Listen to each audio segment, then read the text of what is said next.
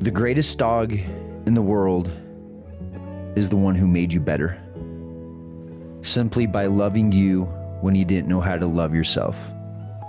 That's branding. That's life. That's legacy. And if we're lucky, maybe we get to be for others what they were for us. The things that I loved most about myself is all the things that Max was. Do not let these beautiful animals given to us by God